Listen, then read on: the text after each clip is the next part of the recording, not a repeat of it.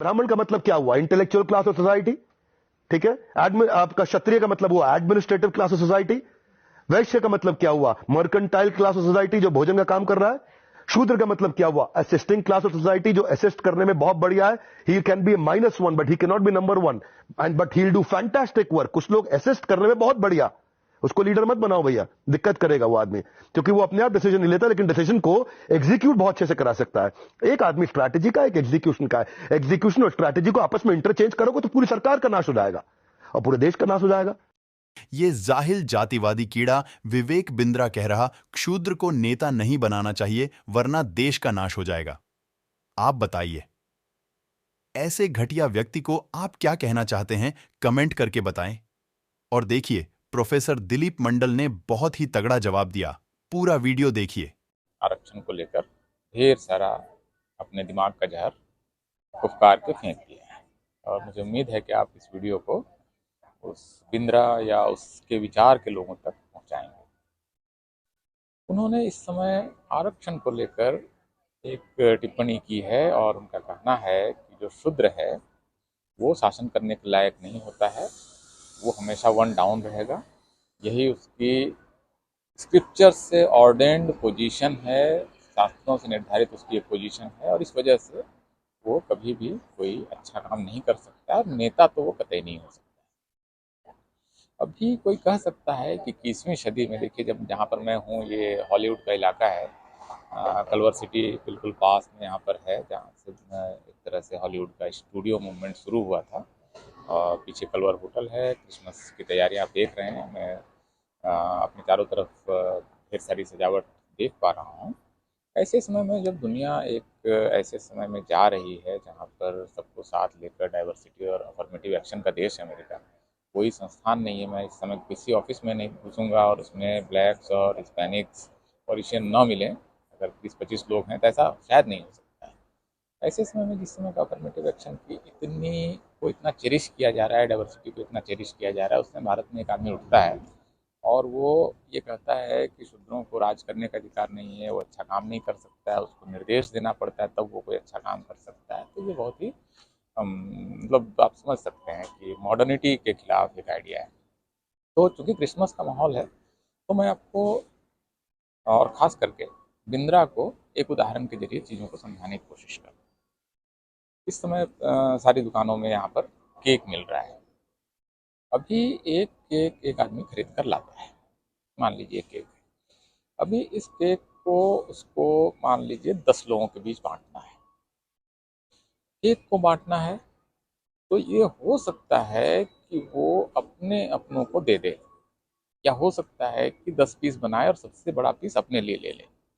तो यहाँ पर एक स्वार्थी व्यक्ति सामने आता है, जो कि दुनिया में हर व्यक्ति है या होना भी चाहिए, उसमें कोई समस्या भी नहीं है। कोई व्यक्ति स्वार्थी है, स्वार्थ में कोई समस्या नहीं है, होना चाहिए। उससे दुनिया बनी है कि मुझे चाहिए, मैं और अच्छा करूँगा, मैं और तरक्की करूँगा, मेरे बच्चे तरक्की करेंगे, मेरा घर बड़ा होगा, मेरी गाड़ी सुंदर होगी, मेरे कपड़े अच्छे होंगे, मेरी कंपनी बड़ी होगी।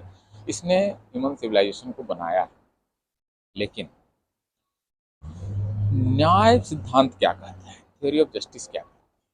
मुझे एक केक बांटना है, 10 लोगों में बांटना है और मैं उसको कैसे बांटूं, if this is the question. इसके बाद, इस प्रश्न के बाद कोई आदमी अगर न्याय के तहत सोचेगा तो वो सोचेगा कि सबको मिलना चाहिए और मुझे थोड़ा अच्छा मिल जाए तो बहुत अच्छा है। लेकिन मैं आपको एक सिचुएशन दे रहा हूँ कि एक व्यक्ति को अगर उस केक को बांटने के लिए दिया जाए कि 10 भागों में बांटो और तुम्हें पता नहीं हो कि तुमको कौन सा टुकड़ा मिलेगा, ये एक रैंडम तरीके से बाद में तय होगा, तब क्या उसके केक बांटने का तरीका बदल जाएगा? तब भी क्या वो एक केक का टुकड़ा बहुत बड़ा बांटेगा और एक केक का टुकड़ा बहुत छोटा बांटेगा? क्योंकि ऐसी सिचुएशन में उसके पास ऐसी स्थिति आएगी कि एक संभावना या एक आशंका रहेगी कि उसको सबसे छोटा टुकड़ा मिले, तो वो कोशिश करेगा कि केक को बराबर बराबर बांटे, क्योंकि कोई भी हिस्सा उसके हिस्से में आ सकता है। ये पॉलिसी मेकिंग का वो सिद्धांत है जिसको कि जॉन रॉल्स ओरिजिनल पोजीशन कहते हैं। कि ओरिजिनल पोजीशन ये है कि आदमी स्वार्थी होता है, सेल्फिश उसमें वो होता है, लेकिन अगर उसको अपने बारे में और लोगों के बारे में कुछ नहीं पता है। कल्पना कीजिए कि एक बच्चा पैदा हुआ है, दिमाग उस समय उसका साफ है, उस समय उसके पास ये अधिकार आए कि उसके को बांटे, वो कैसे बांटेगा? यहाँ से न्याय सिद्धांत शुरू होता है। ये न्याय का सिद्धांत है और इसके लिए मनुष्य को ये मानना पड़ेगा कि वो लोकतांत्रिक और न्यायपूर्ण है, तभी इसका मतलब है। वरना ये हो सकता है कि मैं एक शहरी व्यक्ति हूँ और मेरे पास इंटरव्यू के लिए 10 स्टूडेंट्स आए, एक ग्रामीण पृष्ठभूमि का बच्चा है, और उन सब से मैंने ये पूछा कि मॉल में इस समय कौन कौन से नए स्टोर्स खुले हैं। अभी मैंने सबसे पूछा, कहने को तो इक्वलिटी दी मैंने, लेकिन दरअसल मैंने एक रूरल बैकग्राउंड के बच्चे के साथ अन्याय कर दिया, क्योंकि वो हो सकता है मॉल में गया नहीं। तो ये न्याय हुआ। इतनी सी बात समझने के लिए उस जो बिंद्रा नाम के का बंदा है, ये उसको समझ में नहीं आ रहा कि अगर आपको एक न्यायपूर्ण समाज बनाना है तो आपको इस बात को इंश्योर करना पड़ेगा कि जो आप जब चीज़ों को तय कर रहे हैं तब आपको एक ऐसी व्यवस्था बनानी पड़ेगी जिस व्यवस्था में आप सबसे पीड़ित हो सकते हैं। अगर भारत में एक व्यक्ति कोई पॉलिसी बना रहा है तो उसको मानना चाहिए कि उसको ये सोच के बनाना ही नहीं चाहिए कि वो सवर्ण है, बल्कि उसको ये सोचना चाहिए कि मेरी पोजीशन इस समाज में कहीं पर भी हो सकती है, और कहीं पर भी होगी तो क्या वो न्यायपूर्ण मैं उसके लिए हूँ। मैं एक पॉलिसी बनाऊंगा, क्या मेरा जन्म, अगर मान लीजिए वो बच्चा है, उसने एक पॉलिसी बनाई, एक अभी पैदा हुए बच्चे ने पॉलिसी बनाई, और वो बच्चा मान लीजिए कि दलित परिवार में प्लेस होता है, तो क्या उसके साथ न्याय हो पाएगा?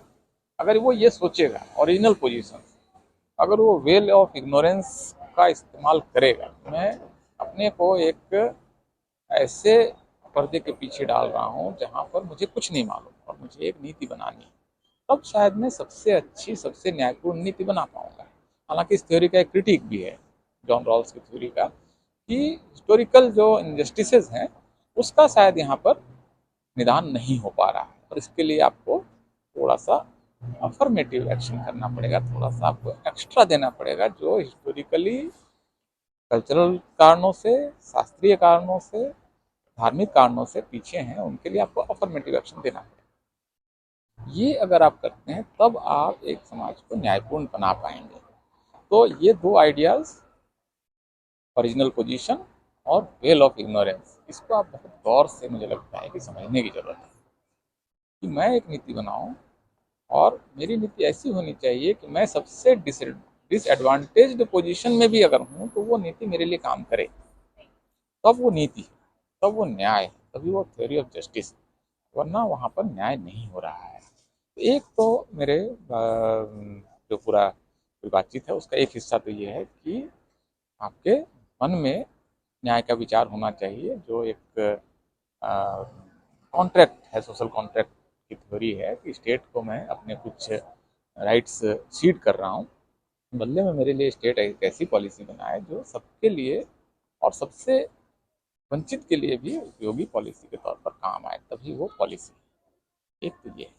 दूसरा, जो एक शास्त्रीय व्याख्या दे रहे हैं बिंदा की, हम एक ऐसे समाज में आ गए हैं जहाँ पर चीज़ें बिगड़ गई, वरना सब कुछ अच्छा था। वो गीता का एक श्लोक का इस्तेमाल कर रहे हैं, चतुर्वर्ण्यम मया सृष्टा गुणकर्म विभाग से।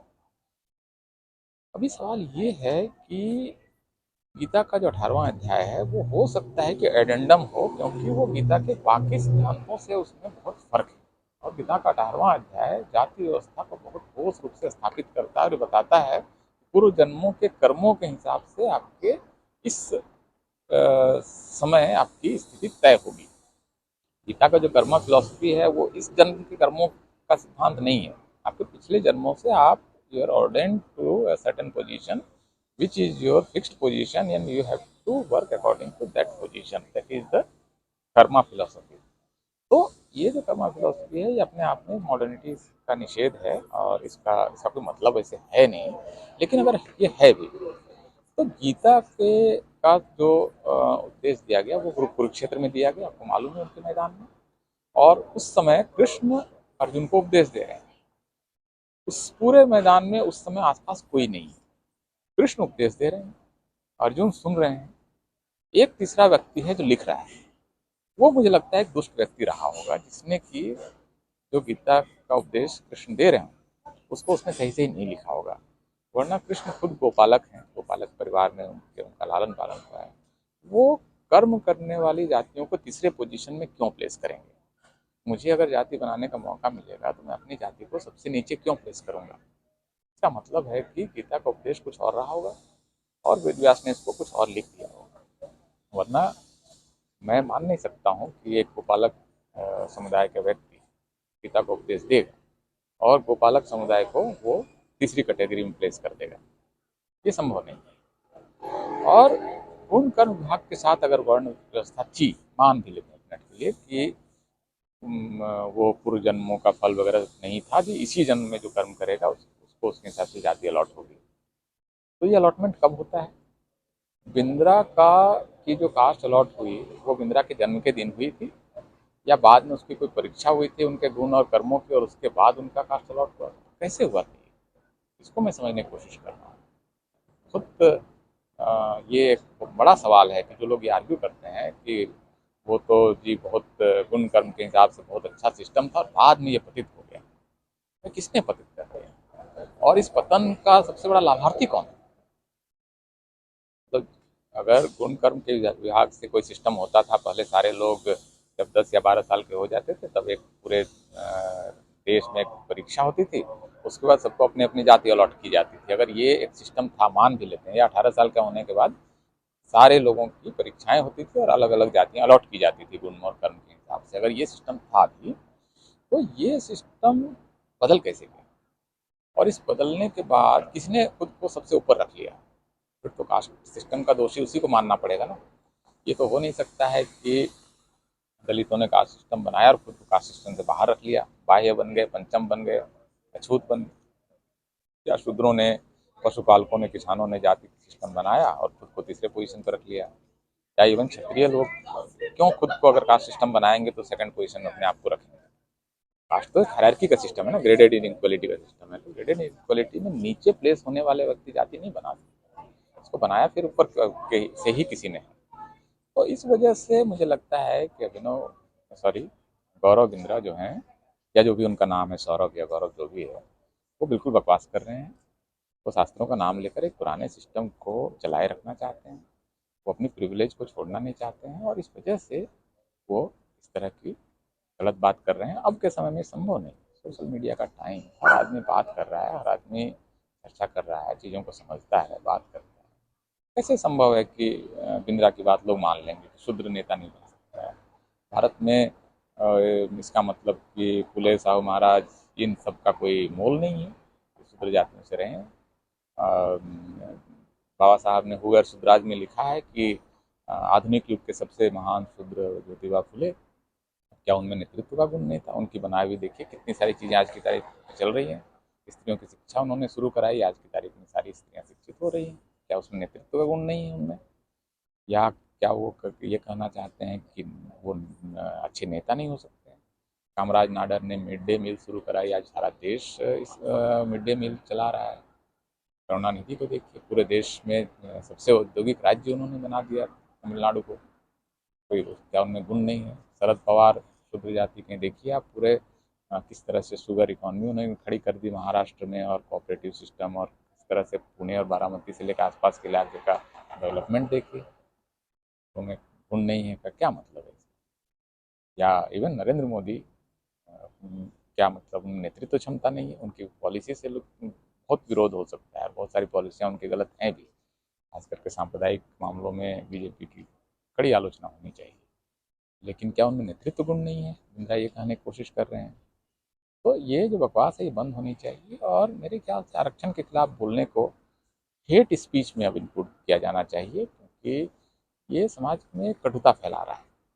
आरक्षण को लेकर राष्ट्रीय सहमति है, संविधान में इस पर राष्ट्रीय सहमति बन चुकी है, संविधान सभा में कोई विरोध नहीं था, आम राय से 16-4 कॉन्स्टिट्यूएंट असेंबली ने पास करके कॉन्स्टिट्यूशन में डाला है कि शिक्षा और नौकरियों वगैरह में आरक्षण के प्रावधान आए हैं जो वहीं से निकले हैं, और इसमें जो भी पिछड़े वर्ग हैं, बैकवर्ड क्लासेज हैं और जो अंडर रिप्रेजेंटेड हैं, उनको आरक्षण मिलना चाहिए। इस पर एक आम सहमति है, कोई दल इसका विरोध नहीं करता है, पूरी संसद इस पर एक मत है। ऐसे समय में कुछ लोग अगर आरक्षण को लेकर नफरत फैला रहे हैं तो उन पर सख्त कार्रवाई होनी चाहिए, उनको गिरफ्तार किया जाना चाहिए। और सुप्रीम कोर्ट में प्रैक्टिस कर रहे हैं, कई हाई कोर्ट में प्रैक्टिस करते हैं नितिन मेश्राम साहब, उनका ये आर्गूमेंट बिल्कुल सही है और उनके इस राय से मैं सहमत हूँ कि आरक्षण के खिलाफ जो अनाप शनाप बोल रहे हैं उसको हेट स्पीच में इंक्लूड करके कार्रवाई होनी चाहिए, और बिंद्रा को निश्चित रूप से हेट स्पीच के तहत उन पर केस करके उन पर कार्रवाई की जानी चाहिए, कानूनी कार्रवाई की जानी चाहिए। इसकी इस समय मेरे ख्याल से सख्त ज़रूरत है। तो आप सबको नए वर्ष, क्रिसमस और त्यौहार के इस मौसम की बहुत बहुत शुभकामनाएं। झारखंड में अब इस समय हमारे यहाँ पिकनिक का सीज़न शुरू हो जाएगा, सारे लोग पिकनिक पर जाएंगे और ढेर सारा मुर्गा और बकरा कटेगा और लोग खाएंगे पिएंगे। अच्छा समय है, मौसम भी अब धीरे धीरे ठीक होने की तरफ जाएगा। हालांकि इस समय बहुत ठंड होगी दिल्ली वगैरह में, लेकिन कई देश के हिस्सों में इस समय बहुत धूप खिली हुई होगी। तो आप सबको बहुत बहुत शुभकामनाएं।